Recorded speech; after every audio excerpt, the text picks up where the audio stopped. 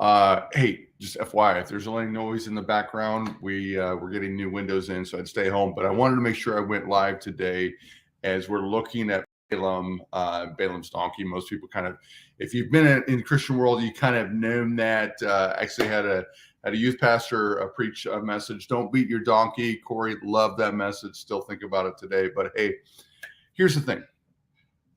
There's a moment in there that is really confusing for all of us, right? We're reading and they've the king has sent these people to Balaam. Balaam says, "Hey, I can only do what God told me to do," and there's the banging. Just okay, and they go back and they come back again, and then he says the same thing. God says, "Hey, go. If they come to you, then go." Right, and then the next day Balaam wakes up and he gets on his way, right? And then it says, but God's anger was kindled because he went. And you're thinking, what's wrong, God? You told him to go. But listen to what God actually says to him. He says, if the men have come to you to call you, rise, go with them. But then what the next verse says in Numbers chapter 22, verse 21 says, so Balaam rose in the morning and saddled his donkey and went.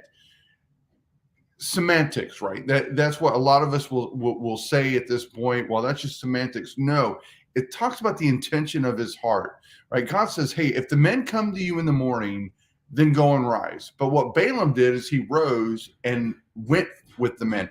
Do you see the difference there? There's a huge difference there. And a lot of times we have to be very cautious that when we hear from God, that we pay attention to what God is saying. We can't get ahead of God. We need to be in step with him. We've seen in the book of Numbers how God continually speaks throughout the book of Numbers to his children. And when he's speaking, he wants you to hear.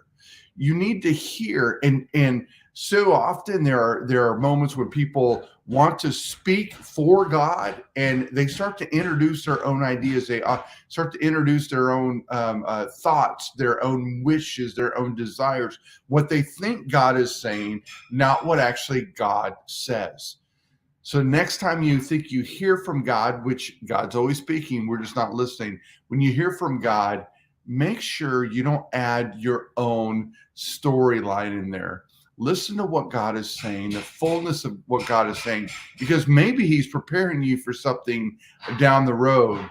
Just don't get ahead of God.